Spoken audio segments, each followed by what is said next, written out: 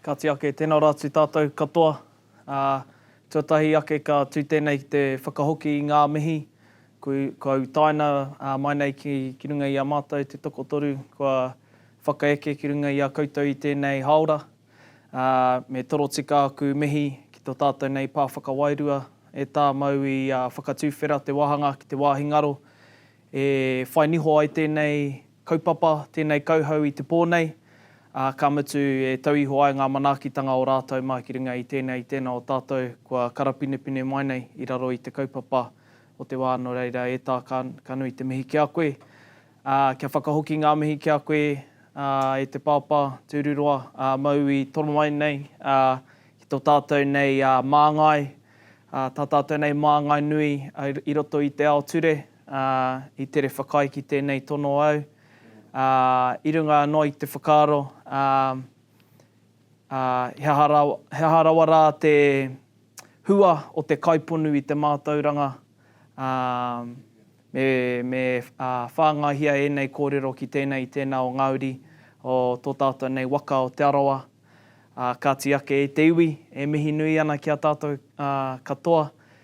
He kanohi ka kitea, he hoki ngā mahara, tamakari, bro. Waua atu te wā, neke atu i te koutou, i noho nei au ki roto i a koutou o Rotorua, nōku i te haikura, ka kuraina atu rā ki te wharepuni o Raukura, i roto i te whare noho rā o Tai Mitchell, anei rā au heuri o te rohe o Mōkai Pātea, ko Ngāti Hauiti taku tūranga waiwai, engari he toro ngā aku ki oku tūpuna kuia, i te tonga nei, i roto i a Tongariro, i roto i a Tokānu, ka reira oku kōiwi tūpuna e takoto ana. No reira, tēnei tētahi toro ngā o te waka o te Arawa, he hekenga o ngā Tūhouringi, e mihi atu ana ki a koutou kei ngā uri o Tamate Kapua. Kaitiake, ko Jack Potaka ahau, he roi ahau e mahitahi ana ki tō ene taha, ko au i tēnei wā e mahi ana ki tō ene i mua mai i au, ko taku hoa, no te kura, te Maora, i mahitahi ki tō ene tana ingari. I tēnei wā kei wāhiki atu e mahi ana, mānei whakawaha ki e rā kōrero. Hoi anō, i runga no i tērā, kene pia ka tuku atu te rākau ki aku nei hoa, mā rātou e ata whakapuakina ko wai te pau nei, ka mutu he aha ngā pukenga kei wanga i a tātou kātahi ka ruku atu te whakāturanga o te pō. Hapai. Kia ora everybody. Che. Kia ora. Hoi anō, kia ora tātou. Tuatahi ake tēnei anō ka mihi kia koe pā. O tira kia koe. Matua ururoa me te mohio iho i roto i te wiki. I tohu a koe hei Pro-Vice Chancellor o te whare wānanga. Ka nui te mihi kia koe. Aha koe ia. Ngā mate pānei ki runga kia koe. Ane mate ururoa ana. No reira e mihi atu ana kia koe matua ururoa. Me te whakaaro anō ki o te hunga. Ka ngaro nei a tātou, tētahi i tanu mia, no roto o Tūhouringi Ngāti wāhio, no te ahi pō, whakaeke tētahi tūpāpaku ki runga o Tauārau, o tira Fiji, i roto i te wiki, Ozzy Osbourne, Hulk Hogan, e rā katoa te hunga, kua riro tītapu ki te pō. Hoki mai rā ki a tātou te hunga ora, te whānau ora, tēnei ka mihi ki a koutou. Ki nei te kōrero, ki te ora te tangata, ka ora te whānau. Ki te ora te whānau, ka ora te hapū. Ki te ora te hapū, ka ora te iwi. No reira tēnā koutou te whānau ora. Whakaaro ki ngā kaupapa. Hei hora, e ora mai ai te iwi i roto i ngā kaupapa o te wā. I pakeke mai ahau ki roto o Ngāti Whare o Minginui. He tātai whakapapa oku. Kia tūhoi pōtiki, kia whare pākau. And because the school only goes so far in Minginui, my parents thought, we'll send them to Rotorua. So he whāngai hoki ahau o Tūhouringi Ngāti wāhio, nā rātou ahau i mori, i ata poipoi, ka tukuna ahau ki te whare wānanga, kia ako i te mahi roia, ka hoki mai, nā eneta ahau i ata māhuri, i tino toka, i roto i ngā mahi o te ao roia. Nāna anō, te whakaaro, kia haere ahau ki tā wāhi, kia titiro iho ki tētahi tohu pairua. Ara ko te whare wānanga i haere ai ahau, ko Pace University, #1 environmental law school i Amerika. Ko taku kaupapa rangahau, ko te legal personality me ngā āhenga o te legal personality I roto I te ao ture. Engari taihoa I rā kōrero, ka tukuna ki taku whae ake ene. Aue, tēnā tātou. Kāre nui atu mihi kei te mohu o koutou ko wai ahau. Engari, I pai mai ahau ki te tautoko te kaupapa o te pō. Ka mihi atu au ki a Davis, kei te kāro ki kei te māwiwi, tētahi o tāna whānau. I onge tau tumana ko kei te mihi atu au ki a koutou o Ngāti whakaue, e manaki nei tāna tuahine I tēnei o ngā wā. Kāre nui aku mihi he maha ngā whakaro I puta, mo te pō me pēhia te huarahi tōtika, hei whako manahia tō tātou nei wai. I raro I te raruraru o tēnei kāwanatanga. He kāwanatanga whakaparahako I a tātou tiwi Māori. Ko tā rātou nei hia kia au nei, ko tēnei taku mataku, kei te hia rātou ki te hoko, te mana o te wai ki tā wā I ke. Mo te ahake, ki te mahi pūtea, e kia nei mō ngā tangata I whakaparu I o tātou nei wai. E hara tērā ōrite I ngā whakaro rangatira o ngā tipuna ko pāhuake nei e tāna ki tētahi o ngā tino taonga o te taio. Ana, ka mutu I tēnei wā, tiruro, tei te tautoko hoki I te mihi ki akui, Province Vice Chancellor, tino whai tērā Tūwharetoa, engari ko te raruraru hoki o taua kaupapa, kei te hia tētai kāwanatanga whakaparahoko nei, ki te whakakorengia, ngā kaimahi o ngā whare wānanga katoa, ana kei konei ahau ki te korotihi, mena, kei tā whai whakaro tonu, tērā o ngā matapiko tanga o tēnei wā. Kia ora. Hoi anō, hei wāwahi ake I a tātou kōrero, ko te kaupapa rangahau. So my thesis title was Te mana o te whakaaro Māori ki roto I te ture Pakeha. So how do we give mana, how do we give power to Indigenous perspectives in the Pakeha law? So as I mentioned, my research rangahau kaupapa, the topic was around legal personality and whether you can take court cases for if you chopped a tree, you know, does the tree have a right to take a case against the person? So as we might have heard at Anahas kōrero, e hara I te mea, e whakapono ana hau ki oku atua, e mohio ke ana hau ki oku atua Māori. So he said that it's not as if I believe in the Māori gods, it's that I know them. So most of us know Papa Tūānuku, well that's the Earth Mother. We go outside, take your shoes and your socks off, feel the earth beneath your feet, that's Papa Tūānuku. And for me, from Tūhoi, I see the mist, and I think of my tupuna hine pūkohurangi, that's the mist maiden. And then we look outside, Parawhenua Mount, te atua o te wai Māori, the god of fresh water. And so from these perspectives, e mohio ana te Māori, he ngākau, he wairua, toi nei mea katoa. So although the Pakeha might see it's just the tree, it's just the ground, it's just the earth, we know that these things have a life force, have a ngākau and the wairua to these things. And while they might not have a brain and be able to talk to them for themselves, I like to think of myself as the Lorax. I speak for the trees. And that's why I went into environmental mahi. So, some of you might be familiar that I mua I te tainga mai o te Pakeha, Māori had their own law. And it's been referred to by Ani Mekaere as the first law of New Zealand. Mohio ana tātou, ko te tikanga Māori tērā. Ko te tikanga Māori tērā, I noho ki te whakahaere, I ngā whakaritenga o te iwi, o te hapu, o te whānau. He ture anō, te tikanga Māori, mō nāno. E ka tai mai, te iwi Pakeha. Ara, he ture anō o rātou, he rereke o na whāinga. Ko tā te tikanga, he kimi I te huarahi, e noho tonu mai ai te whakawhanaungatanga, te aroha, I wainga nui te whānau, I te hapu, I te iwi. Engari te ture Pakeha, e kimi nei ngā āhuatanga, hei tiaki I te tangata kotahi. So there are two different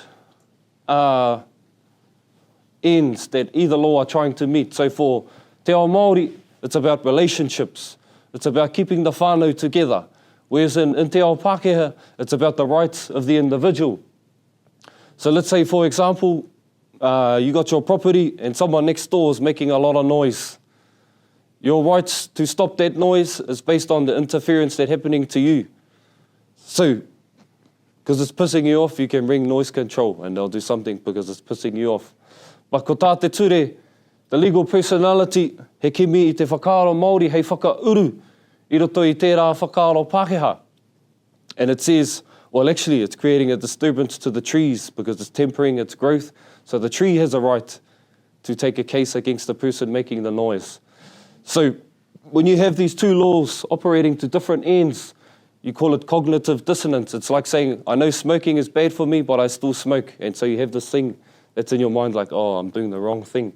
The same with the laws operating to different ends. Okay, so you got the ture Pakeha saying, oh, it's about the rights of the individual, and you got the ture Māori saying, well, it's about the rights of the collective.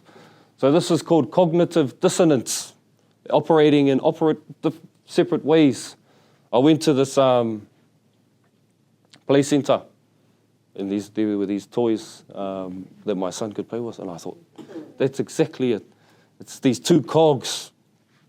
And sometimes when it's not working, those cogs don't fit in with one another. They start clashing. And that's why when the Pakeha came, they sought to set up systems that would undermine the ture Māori. We think of the 10-person rule, where they gave ownership to only 10 people in whenua. And that was so they could undermine the collective and be able to alienate land from our people. And there were so many examples of that over the centuries where the ture Pakeha have conflicted with the ture Māori. But now we see the emergence of the third law, where we're starting to go seep into the cracks. And we think of legal personality as a foremost example. More recently was the Peter Ellis appeal. Some of you might be familiar with that. So there was this Pakeha man who was accused of rape. But before the judges could reach a decision, he died. And so the question was, although this person has died, is there an ability to continue to try this case to free this man of this conviction? And so they brought in the experts, Sir Pau Te Mana, Sir Hirini Moko Mead, and they talked about values of mana, whanaungatanga, and what impact does this conviction have on this person's mana after he has died. And so the court accepted the appeal and they decided to continue to try the case, and they found that he was not guilty. So this is an example of the third law emerging. So this is when the first law, Tikanga Māori, the second law, the Pakeha law, start to operate in consonance. They start working together. So ture Pakeha, Tikanga Māori are starting to find the rhythm. And in that rhythm, a new law was created, which is the third law. Ka pai.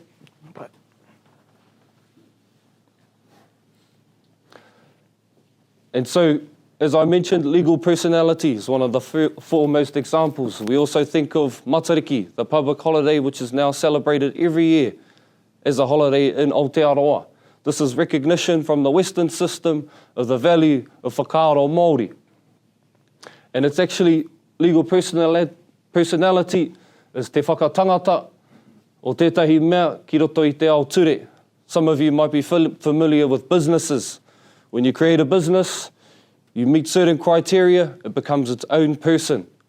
So your business can be tried in the law.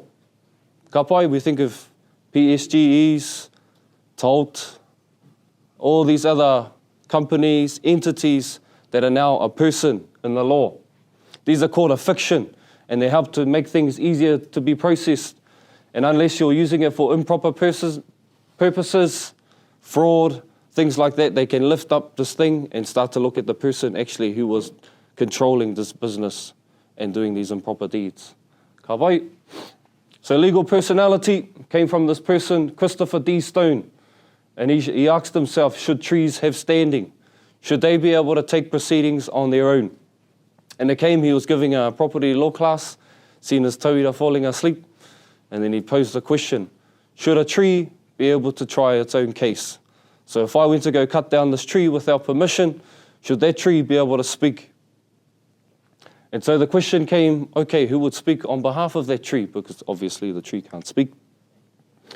And this question was posed in the Sierra Club in Moreton. It was an early US case Disneyland was building this big theme park next to this national forest. And so one of the judges there agreed with Christopher D. Stone, and in fact, a tree should be able to talk for itself. And so he decided the people who were capable of doing that were those who had a relationship with the park. So that was the trampers, the walkers, the administrators. And although he was a dissenting decision, i.e. it wasn't his whakaaro that made the majority and fell in favour of the park, this has seen shockwaves across the world. And in 2014, when Tūhui done their settlement for Te Urewera, they decided they would follow the same path. I've heard from Linda Te Aho, it was a compromise because Tūhui were saying, no, we should own this. And the Crown was saying, no, we should own this. And so legal personality was proffered as a midway. It was okay, neither of us will own it, Tūhui will own herself. She will be her own person in the law. I'm not sure if Urewera was part of those discussions back then as well. And so that idea is then, if Te Urewera is its own person, who then speaks on its behalf? So they created Te Urewera Board. And I think at the moment it's members from the PSGE who are representatives on that board, and there are also Crown representatives. Back in 2022-23, there was a decision by the Te Urewera Board to burn down all the dock huts in Te Urewera. And then someone from the tribe filed an injunction against the Te Urewera Board saying that this decision was illegal and they should stop burning the huts in Te Urewera. And the court agreed, so they injuncted the Te Urewera Board. However, because the iwi started to hear about that decision, people were still burning these huts in Te Urewera. So a big question became, okay, who becomes liable for this? Is it the board? Is it the iwi members? And that question still remains outstanding because nothing has been done to persecute the burning of those huts. I'm not saying that was a bad decision, whānau, please. But it remains big questions around the role of legal personality. In 1896, there was instituted the Urewera District Native Reserved Act, and this is where the Crown gave the Urewera District its own mana to conduct laws within its tribal boundaries. So we think of Ruakenana.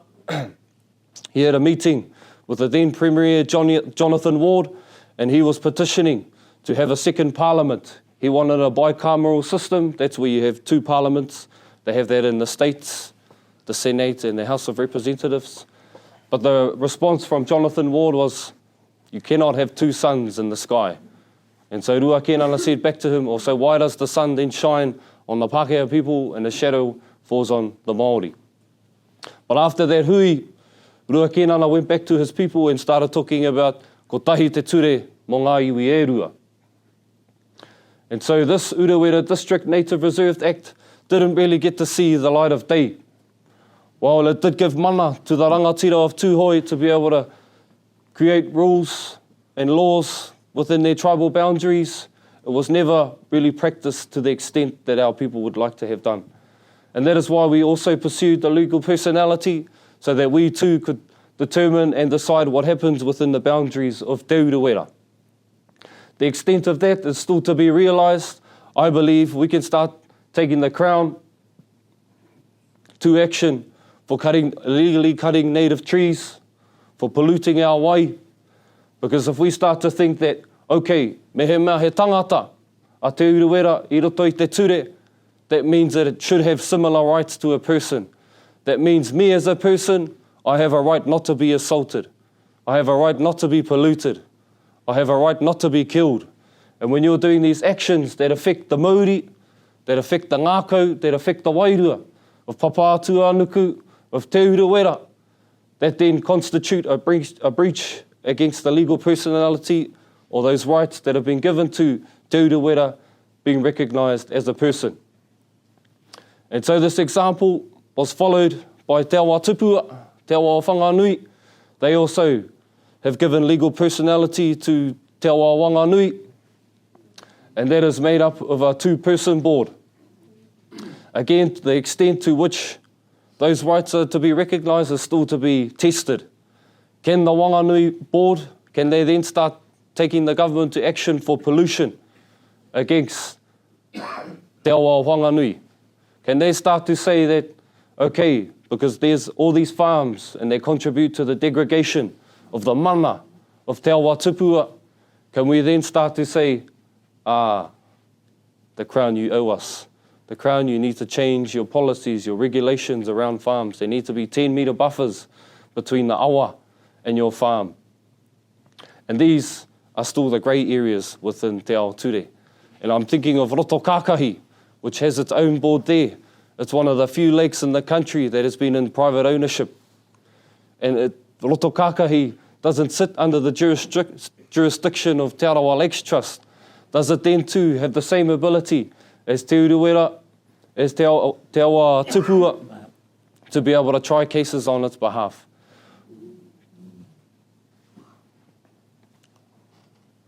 Awai. So there are examples of being able to make your own property its legal personality. As I mentioned before, ko te whāinga o te ture Pakeha, it's about the rights of the individual. But if we start to incorporate tikanga Māori, it becomes about the rights of your property. In America, they had the Homestead Act 1865, and it was granting of land parcels in the western side of America. There they were giving people the right to a parcel of land if they, within 3 years, started cultivating the whenua. It was for the intention to be passed to their heirs, i.e. to their tamariki mokopuna. And if it was found to be unoccupied for 6 months or more, the government could take away. And this kōrero shouldn't take away from the fact that they used this to colonise the indigenous peoples of the Western land. But this is just an exemplar of some of the acts that have been used across the world to give people rights over their whenua.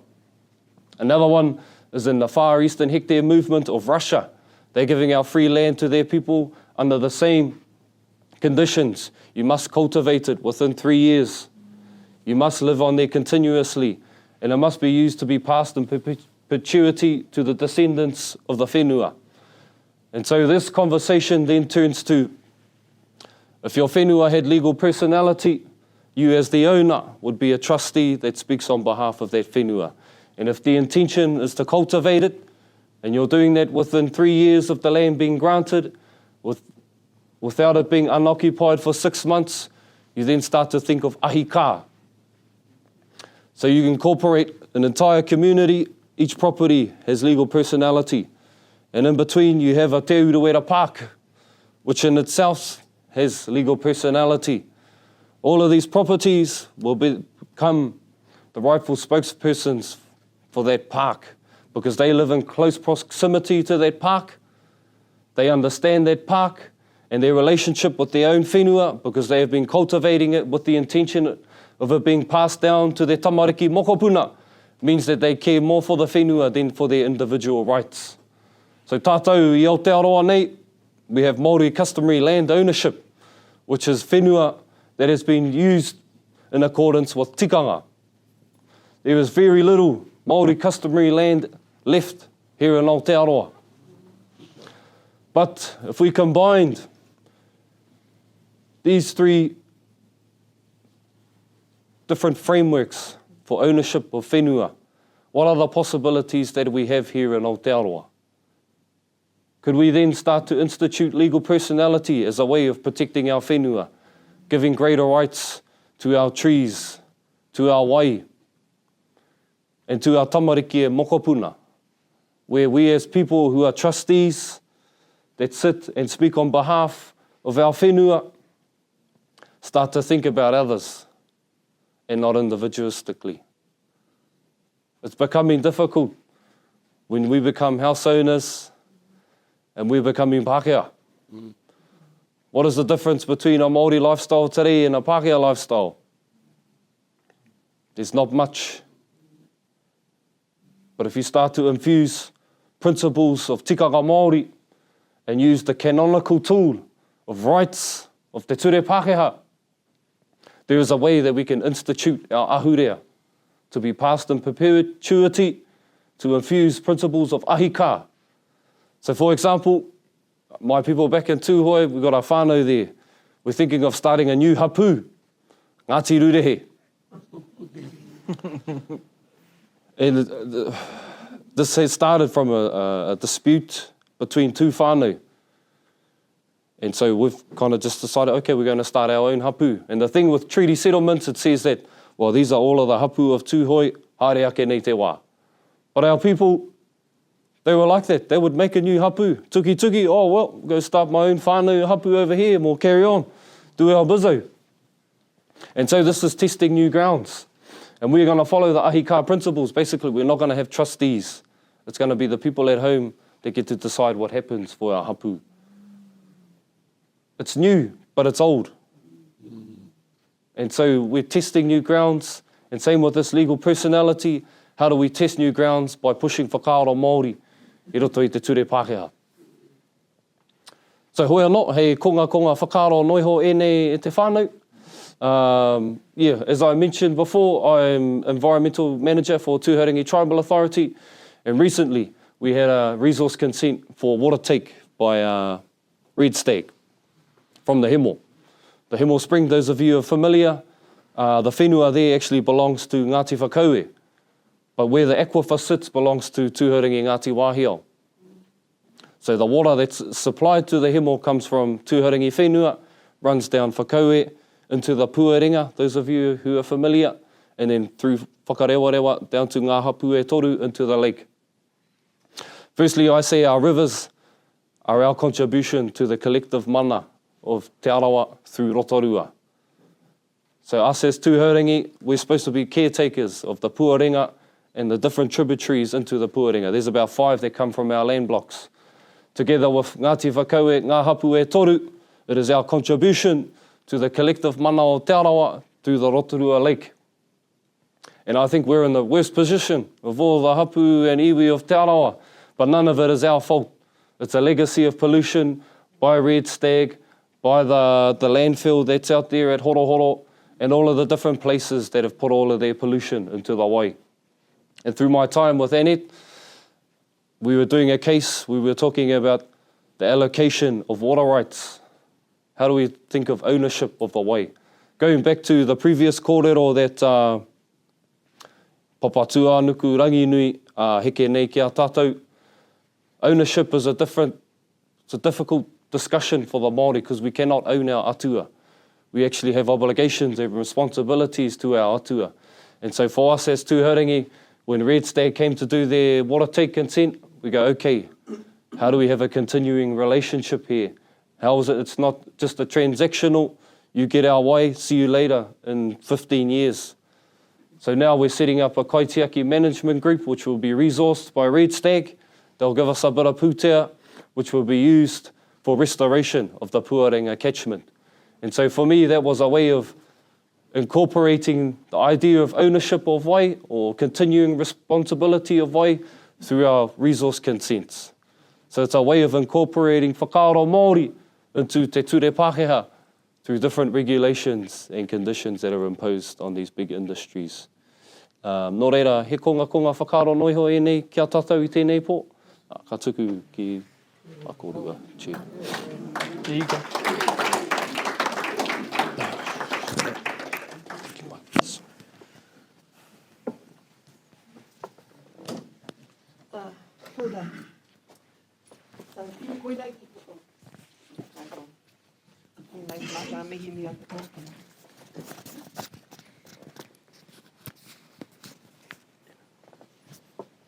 So, kei te mihi atu kia te Maiora. We wanted to start by transforming the room away from a Te Arawa Lake settlement, which comes from Te Ture a te Pakeha, to actually start our discussion today with the belief that the first law of Te Arawa, our law, is the law that governs our relationships with our wai. Whether that wai are in our awa or in our tributaries, or at the Waiti stream as an aquifer that then feeds all of the water tanks from Lake Rotoiti to Rotomā, whether it is actually the moon mist that transforms into the moonlight, so that as the mist rises, that becomes then the the rain that comes down and creates, again, the awa at the mountains at Nongataha, that then bring the waters down to those of us that live out there. It's really important that we're constantly moving within that conceptual framework if we're to understand why many of us think that the Te Arawa Lakes Trust at the moment has the single biggest issue in front of it is how do we transform the present settlement, which is based on the beds of 14 lakes, to a conceptual framework that is about protecting taonga, where you can't separate the bed from the blanket, the water. You can't separate what's beneath the bed, the children of Ruaumoko, that actually nurture the minerals that give rise to the cleansing e ki ana tūhoi te mina papatuanuku, the amniotic fluids of papatuanuku that actually work through the soils to actually ensure that we rejuvenate the life force of the plankton, that gives life to the fish, that gives life to our cousins, the peoples, that gives life again from us to the mokopuna and the future generations to come. So that's the conceptual framework. And I just want to say that Tūhoi settlements and Wanganui settlements came up well after the Te Arawa settlement. And that's really important, I think, in the chronology of why I want to take us through some of the difficulties with our current settlement, but for us to explain some of the flaws in our current settlement, because we've had a kind of a hard decade, the Te Arawa Lakes Trust, I think, grappling both with the nature of the settlement, the commercial obligations of trustees to make money from those settlements, and then the expectations of our people to hold to the integrity of those values that I've talked about and the way we operate. So we did our settlement in 2006, but my involvement in it actually started in 1992. And at that time, Arapeta Tahana was very much involved post the Kaituna claim in trying to find a way to break through the conundrum that we had a treaty settlement framework at that stage that didn't believe. It was actually set up under the fiscal envelope. You might recall, we all went down to Hirangi and Sir Hepi Te Heu, we all protested against the fiscal envelope.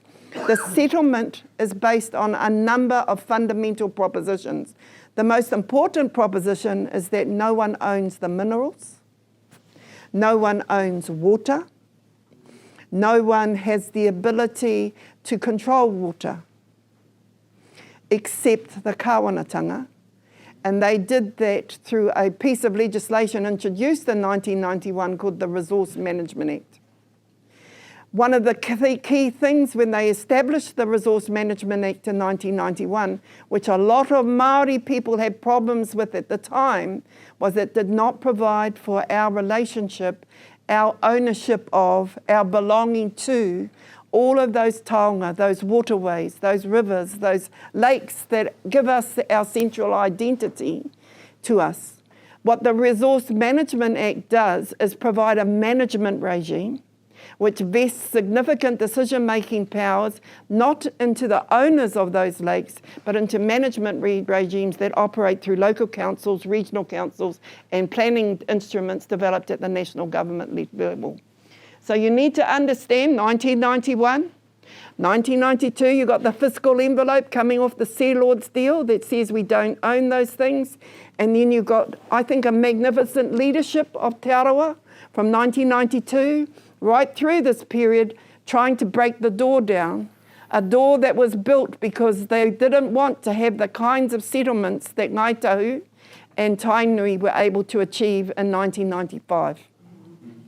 And so you have to understand our settlement against what the government was creating as barriers to our development, as trying to straitjacket our ability to take the totality of our values and give a force to them in the negotiation arrangements. Added to that was the process of colonisation that had separated us from each other, from our waters, from the belief system that we actually, you know, like Ngāti Te Rāwhai tells me, Okataina is only there, so hello, I just live down the road, and Ngāti Rongomai and Ngāti Te Rangiora Ora and Ngāti Pakeha generally would have a problem with that proposition. But that idea is a colonising idea, because if you accept what Maiora has said, we don't own them, we belong to them. We have obligations to care for them. It's a whakapapa that's inherited by all of us. And yes, there are kaitiaki that live and are protecting that, and that role is as fundamental as any owner's role. But it's not an exclusive role, it's an inclusive role, and it's one where you know who the tohunga are from the users that would exploit. And it's the tohunga status of those that care that we've actually got to grapple with. So between 1993, I want to pay tribute to some people that aren't with us. Shane Gibbons did huge amount of work. He wrote all these affidavits that I was reading all the time. Christian Whata, who's now a Court of Appeal judge, he did a number of claims for Ngāti Pakeha and the Te Arawa Trust Board. We tried under the Resource Management Act, Section 35, to get us to have the authority over our waters, starting with the Kaituna, but actually extending into the Rotorua and the Roto Iti area. We had the protesters, Uncle Ngaro Morehu and, oh gosh, I better not, all the ones I defended in the criminal courts, okay, that were stopping the whitewater rafters and doing all sorts of things that they shouldn't have been doing. They were occupying both ends of the Kaituna River. I see one here. Paora Maxwell, Tamaiti, all got arrested because what we were trying to do was to avoid that separation. It's what you call in philosophical terms a Descartesian philosophy. Separate land from people. Separates property from humanity. And that Descartesian philosophy was very much embedded in this 91 to 95 and ongoing period. And they were getting old, I think. Anarurangi Hewa, you know, I can remember going to significant hui with Rawirirangi Tauira and Bishop Kingi. You know, our leadership of that period. Auntie Bubbles was wicked in these meetings, can I say, you know, her and Aho were constantly trying to bring people back to the notion that we all owned it. It was for all of us. And sometimes those notions didn't sit well with some of the leadership of our tribes at that time because, of course, they could see the economic value in certain development. And, of course, while we were doing that internal sorting out of relationships, the Rotorua Local Council was zooming in on Hamurana Springs and taking the resource consent for I don't know how many periods without any sense of commercial development back to you. Out at Rotoiti, they were developing sewerage programs, taking all the water from the Waiti without ever charging or giving us any concessions for the use of that water. We were protesting with the whitewater rafters and we managed to get some concessions through the Scenic Lakes Reserve processes, through the Department of Conservation. So Ngāti Pakeha Rūnanga got 8% of any of those whitewater raft licenses. But 8% from 100%, hello? You know, it's all of these things were efforts that we were making in that period. So I didn't like the settlement. I withdrew from the negotiation team. So did Rawiri. We were we found it hard. It was too compromising. You had to make a compromise, and one of the fundamental compromises for us was the separation of land from water. But a lot of people decided that we would have an interim solution, that we would get the lake beds back, because that was really important. Our identity is built on our roto, and tourism is such a significant part of us, so that was a partial outcome. And there was this provision in our deed that said, we don't own the water, but nor did the Crown. That at a future time, it would leave it open for us to come back and revisit those issues. And I can remember, I see my aunties and my uncles here. I don't know if you remember at Haumai Tawhiti when Tariki was there and Helen Clark came with the cheque. Tariki ripped the cheque up, okay? So I knew this was going to be an omen that was going to actually be... but he couldn't handle the settlement at all. And all he said in the whai kōrero is, I can't believe that we're accepting an outcome where you separate the bed from the blanket. That's all he said. And he didn't think the 170 million that we got was worth anything, because as I will show you shortly, we don't actually get the $170 million, the Te Arawa Lakes Trust. That is used in a tripartite arrangement for the well-being of this local catchment, managed in the main by the regional council, but in a tripartite arrangement of decision-making on how that money will be used with the local council and ourselves. There was a commitment for 72 million from the central government for that money. The local government would give 144 million, and then there was a $10 million and fishing licence matters that brought us up to about 170 million. We had a lot of bills at that time too, and we had to pay a lot of flash lawyers that we had been using, not this lawyer, okay, but there was a lot of flash lawyers that got paid a lot of money for that period, okay? And what we achieved though was that we were going to be part of the decision making. We weren't going to be the people who would be taking decisions. We would be at the table making decisions about the future well-being. Can I say Te Rero's presently the chair on that committee? He might want to talk about it. I find that committee just absolutely unbelievable in the way it operates. It's actually two Pakeha groups fighting against each other for resources, and Te Rero's the referee. That's how it's become. And then when it comes down to it, those two gang up on us and it's 2-1 in a decision. That's how the process is. So I'm going to talk about some of the flaws in the process that we need to look at. So we've got 14 lake beds. We do not own the water and the stratum above. There's also a significant difference to us in the Tūwharetoa settlement. We don't get $5 million a year to help us with our job like the Tūwharetoa settlement does. That's a significant outcome they got, because of course they learnt from our settlement that they needed that administration money to ensure that they had that, and they negotiated that as part of their deal. One of the early things they also did though was that they argued if they had the beds of the lake at Tūwharetoa, then the water columns that are above that and any commercial activity on that, they should actually also have a ownership stake into it, or a relationship amounting to ownership, and they won that case. That was a case done recently by Jamie Ferguson and Alan Galbraith KC. So they also have actually managed to enter into that arrangement, which enabled them to get a Section 35 arrangement with the Waikato District Council, Regional Council, around them having authority over their lakes. We tried for that, that's what Christian Whata and Arapeta were doing. We didn't succeed for us, but Tūwharetoa have been able to achieve that. Can you explain the Crown stuff and just say the question? Okay, so the Crown argues that they own everything above the beds of the lake and they own everything below the beds of the lake. That's their argument, and that is vested in the Crown. Similarly with the Queen's chain around the lakes, you remember all of those things? Those come from British law, common law, where those rights accrue within the conception that a lake is a vessel that is controlled, it's got a contained area. The water that is brought in there is managed by the Crown, and therefore the Crown has a prior right or a priority interest in the management of that stratum. Ka pai?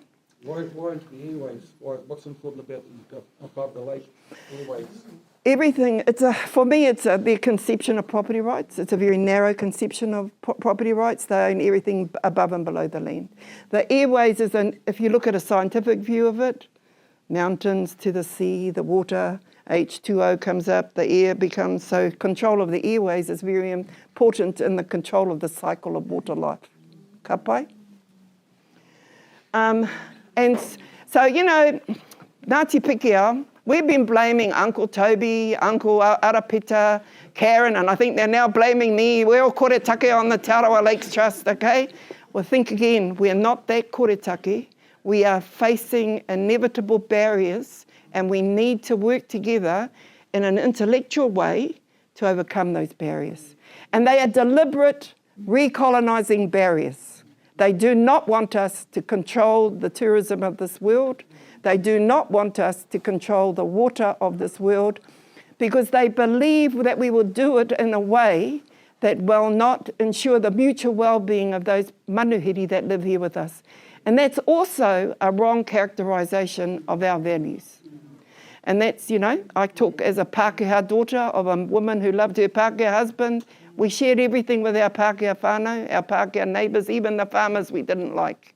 And that's the nature of our values. So the contemplation that we would use it in the context of my house is my castle is an imported Western one.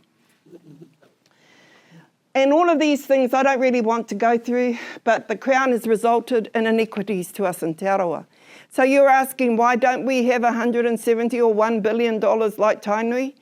Because we've actually been giving our settlement to ensure the well-being of the waters, but not for our mutual or our specific gain, but for the mutual advantage of the communities that enjoy those lakes with us, with no recompense back to us. I think out of the, and Tūrero, I might need you for this, I think we've had something like $3 million out of that 170 million that's come back to us specifically, and that there have been some contract arrangements about $5 million since that time for the work that's done by our Taiao group.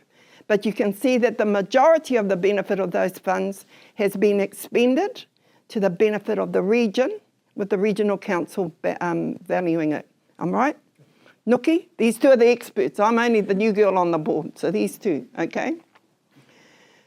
We've had huge little influence over the fish, our kaura, so you've got the catfish thing happening. We've also seen illegal, well, you know, I'm always in court for this, so I don't want to talk, illegal poaching and all this stuff going on, okay? A large proportion has gone to infrastructure projects like the wall for Ngāti Pakeha in the Oho Channel, you know, and that wall's got fundamental defects. There was an article in the Post about this. You know, all of these things show for me, Te Arawa, we're such a giving people.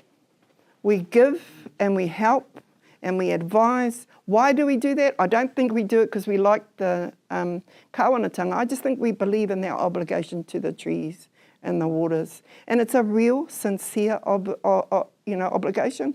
It comes from ko wai koe, why. You know, the why is central to you are. Your body physiologically is 70% of water. So that identifier why is what were the waters that nurtured you? For me, it was down at Tapuai Hareru, was the two creeks that I grew up. I used to take the water every day for our kuia. Those waters nurtured me. I'm 70% Tapuai Hareru. So I find it really hard to go to the other side of the lake because my natural bearings is back to those things that nurtured me. Now, all of us are getting, what are we going to get? All of that water coming through government planned processes of allocation of water rights. Now, this is what I really want us to talk about. This is what we wanted in our settlement. A direct relationship with the Crown as equal people to ensure that we would have a relationship that recognised our particular special relationship to the waters, and the Crown would fund that and we would jointly develop policy for mutual well-being. We would have relationships of decision-making with the Bay of Plenty Regional Council and the Rotorua Local Council, just because by virtue of the fact they are decision-makers over common property that we all share. But our primary relationship would be with the Crown. That's not how our settlement is structured. This is how it's structured. The government gives the money to the Bay of Plenty Regional Council. Okay? We then have hui. Okay? There's no direct relationship with us. Could you see that? The direct relationship is through Bay of Plenty Regional Council, who hold the stewards of the pūtea. And then these two vote us out. Hello. And we become essentially Daila Kaumātua, cultural consultants. And that's not what we want to be. But when Rotokākahi was be problematic, suddenly we got a phone call from this lot. Can you come and help us with those Maoris? You know, hello. You know, that's a real problem for me. Why weren't they coming to us before they did the pipeline to ensure that we weren't going to actually trample on any of our tikanga, on any of our wāhi tapu? So this is flawed. Under the current arrangements, they're going to do away with the regional councils. You've been hearing all of that? Yeah. Well, I'm glad, because we might be able to negotiate a new settlement, but don't tell the Crown, can you click that off, please? Okay? Because I'm hoping that we can renegotiate the relationship so that we have a direct relationship, that we inculcate our values, that we start to actually deal, as Maiora says, with a legal personality approach, that the lakes are our tipuna, that we have they are actually our atua, that we have an obligation and responsibility to protect them, and that requires us to sue for them when other people are abusing them. So that's giving us, and I think the National Party keeps saying they're going to uphold their treaty settlements, but if they do away with this, it effectively nullifies our settlement. So our Tolt people, we're in a bit of trauma at the moment, okay? We're always in trauma. Well, I'm always in trauma, historical trauma. But it's real modern trauma now. Because while we're trying to make money, to operate, to keep our workers going, there's the spectre that our settlement has actually been undermined, and there's a real lack of understanding about what that's going to mean for the future management of our taonga. Keep going. So, we have cultural redress that's coming out, and I've already talked about these people. So, no more amu. I see some of the best amu in this room, actually, at the back there on the right, Tarua. So, okay. So, no more amu, please. Help us, because this is fundamentally a structural defect. Okay? And I want us to start looking carefully how we can claw back the money from the Bay of Plenty Regional Council that they've been using for the public good, while we've actually had little distribution to ourselves. So you just imagine, Tainui had 170 million. Did they give it to the Tainui or Waikato Regional Council? No. They got another 100 million on top of it for their Waikato River. All of these things really start to, once you start putting it together, Te Arawa, we really need to start to work together to find some strategies of well-being and reorganising ourselves. Ka pai. Okay, so what else are they doing? While we're all just coming to understand this, the Labour Party repealed the Resource Management Act, the 1991 Act, and they put into place 2 acts. Then the Coalition came in and they repealed those 2 acts, and we're back to the 1991 Act. So you understand that, okay? And in the 1991 Act, the Waitangi Tribunal has already said that's insufficient to give effect to our treaty rights, okay? But there are some provisions that are good. Well, the Coalition are taking out some of the provisions that are good. Like the treaty clause is gone, okay? Under the new arrangements, we'll only have Section 6E, which means that Māori have to establish a spiritual relationship to their taonga. Section 6E remains. Well, that's what we think will remain, but most other things are gone. Under the old Labour Act, when I say old, it was a whole 2 years old, they were going to establish a water commission to deal with our rights and interests in water. That's gone.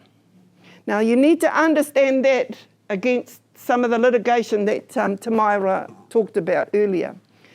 So in 2014, while Tūhoi was doing their settlement, you fellas remember the mixed own MOM case, the mixed own ownership model case, when they were selling all the power stations, 49% of the shares in Mercury or Mighty River Power, and 51% was held by the Crown and 49% was then given to Mighty River Power that's now become Mercury. Similar position with Genesis, okay? We went to court, a number of us, the New Zealand Māori Council, the Waikato River Dams Trust, the Pouakani Claims Trust, I was their lawyer, and we said, don't sell anything till you've defined the nature of the rights and interests that Māori possess in water. in those areas. And when you look at the 7 dams that come down from Tūwharetoa to where Maniapoto is, there's 7, there are a whole lot of Te Arawa, Raukawa, Tūwharetoa, and a lot of land trusts along there. Pauakani's one of them, Titi Raupinga, Wairarapa Moana. We're all along there. We were given no recognition of our rights of ownership at all, of stewardship at all, but we were given a promise when we went to court that the Crown would go ahead, sell these shares of 49%, but they gave an assurance that they would sit with Māori in the future and define our rights and interests. That was 2013 and 2014. 11 years on, we've been saying, while you're doing this reform to this piece of legislation, kei hea te kupu o te mana o tō kupu, kei hea ngā whakaro huhunu e puta. Were you trying to just do the beads and blankets thing in 2013, or were you acting honourably? The Crown keeps telling us they're acting honourably, but it's a timing issue. We just got to wait. Everything's so fast. We've got to wait. Well, goodness me, we've been waiting now 11 years. I'm going to die soon, and with it, my memory. So the other ones have already died. That's the reality, John Pucky's died, Bishop Kingy's died. All the ones that I saw in court have died. So I'm saying that we've got to do it now while my memory's still a thing, and all these brainy ones coming up, they got more brains than I had. I tell you, when I was starting this game, there was only about 10 lawyers back then. There's about 1,000 now. They all speak te reo. They're all kura kaupapa babies. They are all onto it. No fear.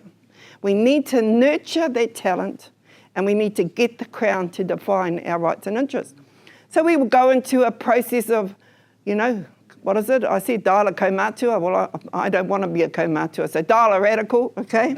And there's a few of us at the hui, okay?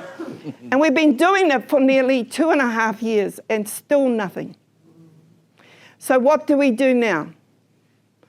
We've decided that we unite and we go to court. And when I thought we were going to do it, I thought there would only be the Te Arawa Lakes Trust. But Ngāti Pakeha, 15 trusts have come in. Ngāti Pakoe, 3 trusts have come in. Whoever is Te Moana o Toi, I just love them over there. They come in with all the money, Ngāti Rangi Nui, and all of them, they're with us. Tai Rāwhiti's come in with 30 trusts. The Āwhina Group, anyhow, there's about 90 trusts in incorporation, about 7 PSGEs, and now Tainui and 78 iwi PSGEs have all joined, and we're all going to court. But don't think you're going to court and solve it. That's not what's going to happen. All it is like that hikoi that went down to Wellington. There was 100,000 of us. What happened the next day? We all went home, made love, and it was all good. But no, it wasn't good. Because while we were making love, they were still stealing the stuff off us. Okay? And that's why we've got to be vigilant at the moment. We're in the freshwater case, and I'm going to leave that to Jack because he's doing all the evidence for us at the moment. But when I was asked to come here, I was a bit, because, you were going to get, I think, a different kind of presentation for David. He would have gone through all the good things they did in the settlement. I don't want to takahi what was there. But I just want to say that because we were first, we missed out on a lot of things that other iwi have been able to achieve, and it's time for us to reflect again. So kia ora. Kia ora.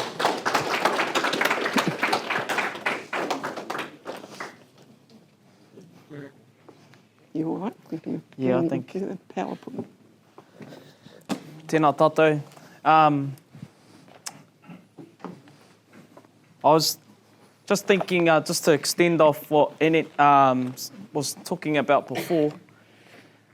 When I think of, just to go off the Te Arawa Lakes Trust and the current model and system that it's in, the other day I was at home and it was sunny over in Tauranga, and I heard my neighbours mowing their lawns, and they could do that however they like, whatever lawnmower they chose, whatever oil mixture that they'd put into their lawnmower, they could do it at their own cost without any interference from their neighbours. And when I think of Te Arawa Lakes Trust and the current model that we're in with this tripartite arrangement, Te Arawa Lakes Trust can't do that.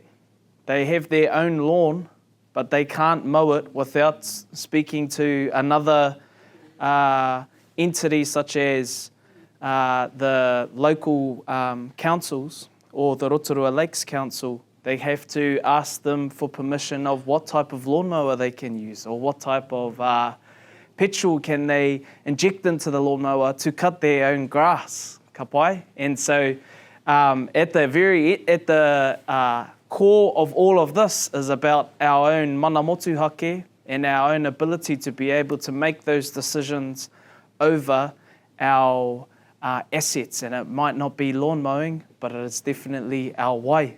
And that's a good segue into the kaupapa that Annette has already discussed around our shared ability to be able to practice our rangatiratanga, our mana motuhake over our own assets, because the relationship that we have with these assets are indivisible. They are who we are. We are extensions or personifications of our assets, whether it be our wai, within our moana, within our roto, or whether it be our wai within our awa, our manga, all the tributaries, all the streams that come of it, they make up who we are.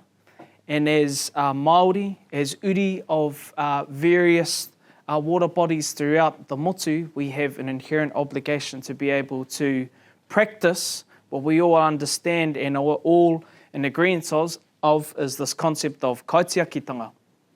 Now, as a result of that obligation, for eons and eons, we as tangata whenua have understood and have practiced this concept, but there have been legislative tactics over time that have set up fences or obstacles for us to be able to continue and practice that inherent relationship that we all possess as tangata whenua. And so when in 2012, haere ki te mea whaake, bro? Haere tone, bro.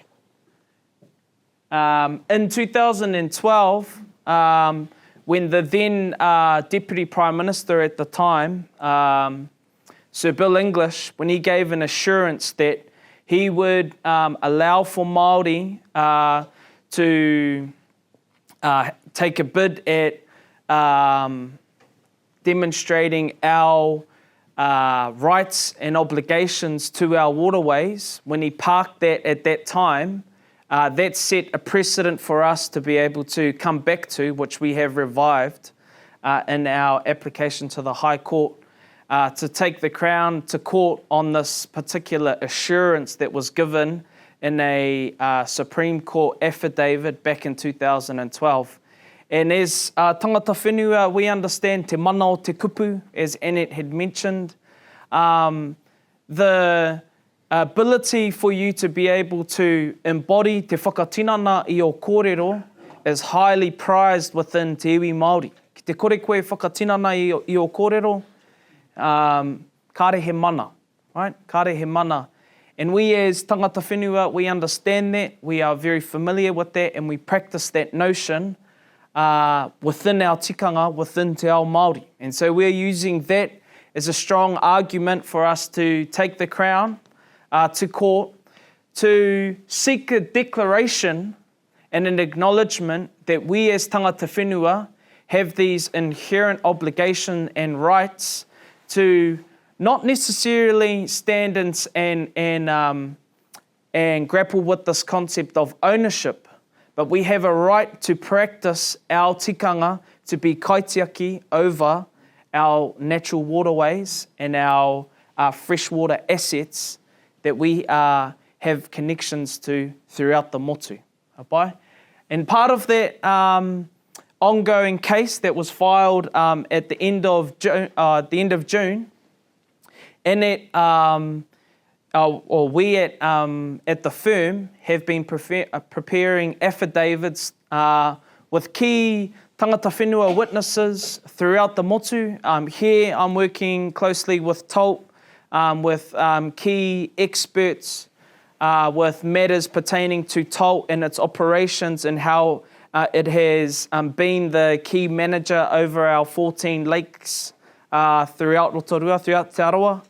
I'm also working with rangatira from within Ngāti Pakeha, who will speak directly and specifically to the relationships that they have had, in particular with mahinga kai practices over in Rotoiti and the Kaituna River.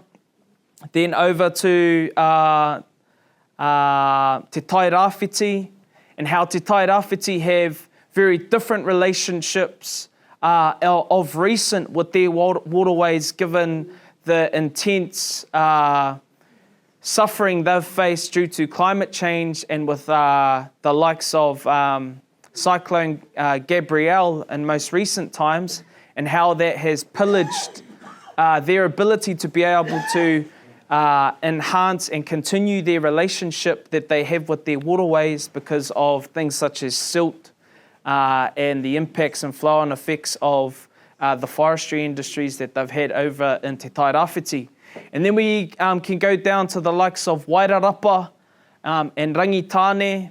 And if you were to ask me off the top of, off the bat, you know, what are some of the most polluted waterways within Aotearoa, Manawatu is a key river that comes to mind straight away, and how their relationships have been severed over time with their waterways within their rohe.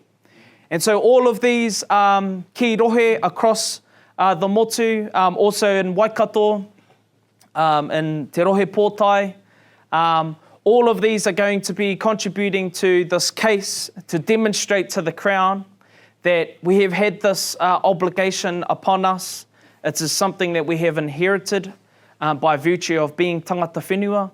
And we have ki tohunga, as Annette had mentioned, who hold the mātauranga and the knowledge to be able to identify what we as tangata whenua can do to be able to enhance the health and the Māori within these waterways. And it's this case isn't built on the concept of we are asking for ownership at the end of it, but rather we are asking for a recognition that we as tangata whenua have this obligation, and we should be given the right to be able to practice that in our own models of governance that will be diverse across each rohe. Te Arawa having a very unique relationship to our lakes, something that no other iwi across the country can replicate by virtue of the fact that there are more lakes here in Te Ika Maui than there are anywhere else in the motu. And that whakapapa is something that will be unique to this rohe, as it will be over in Tauranga Moana and Te Tai Rāwhiti, so on and so forth. So koera ngā kōrero o te wānei. This is something that we are doing right now, and come Friday we would have collated all of the key affidavits from key rangatira and mātanga wai throughout the motu to prepare to be able to file in the beginning of August, and from there we will take it to the Crown, and we'll see where that takes us. But the important key thing is that we do this now under the current political climate that we're in and the legislative change that is coming with our RMA. If we do not seek this declaration and this confirmation of everything that we already know as tangata whenua, then it will become even more difficult in time when we have these new, potentially new pieces of legislation that is going to continue to build fences of obstacles for us to do what we are obligated to do as tangata whenua. Hoi no i roto i era kōrero. Yeah. Pai. Koira te whānuitanga o ngā kōrero i tēnei haura i te iwi. We're coming in just a little short from 90, but I think we deserve it. Ka pai.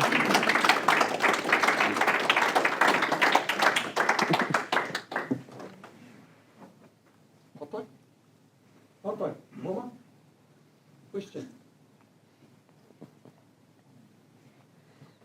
even if you won, anybody wins a case in court, can you just explain to people that notion versus the government of the day and an ability to, no matter what, still take, still determine law, and then what is the fallback position for that?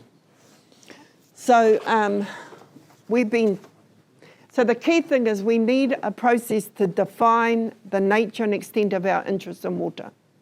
And it's not just water, it's geothermal for us. It's fundamental hot and cold water. And the National Party promised 2013. Then the Labour Party, they were a bit hard to push to it when they were in, but they agreed in those last two acts to set up a water commission and a process of definition. So that was on its way, okay? Then this coalition has come in and said, no, we're not having the water commission.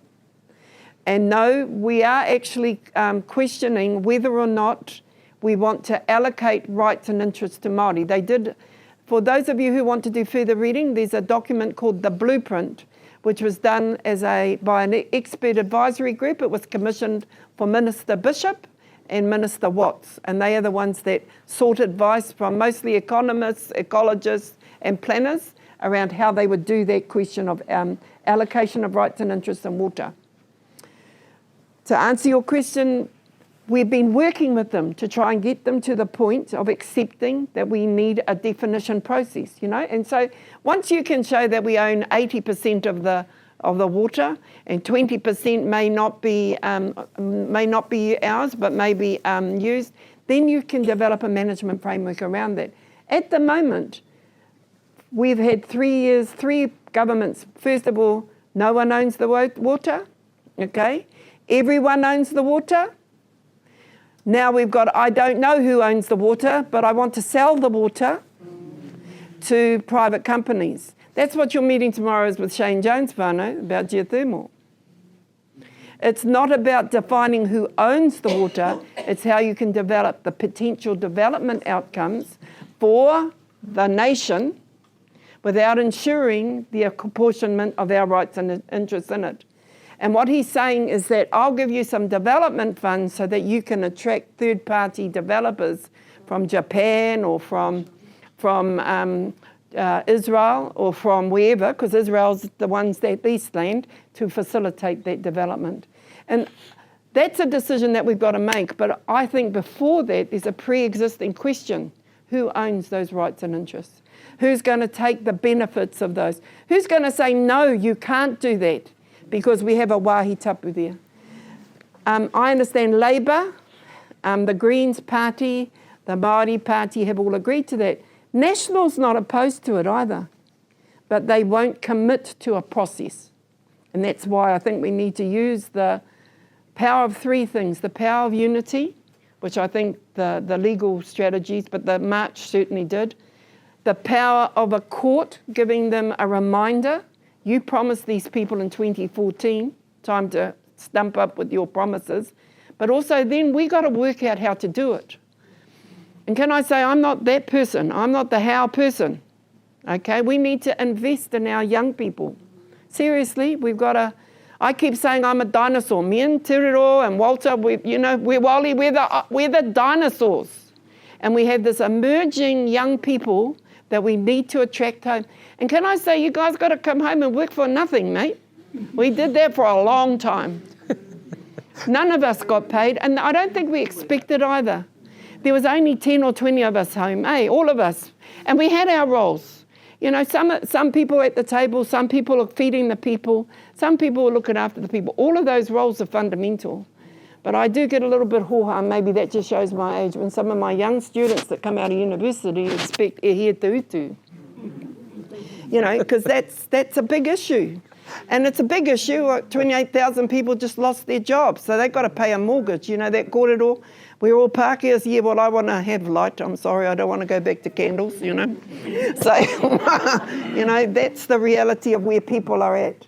But that's what we need to do as Te Arawa. And I feel it. I feel it coming.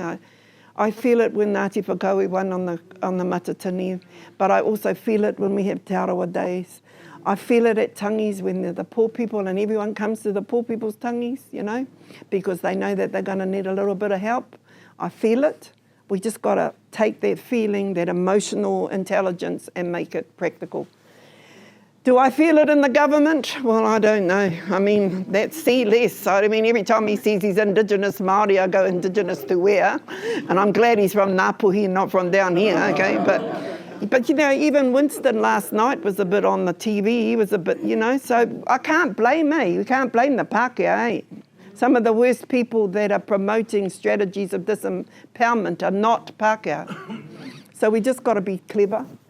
And within the Te Arawa Lakes Trust, I think we've got a great executive team that is going to work hard. And, you know, it's been hard for us. We had 80 people working for us 3 years ago, and we got 19 now. And I just want to say thank you to all tapas here.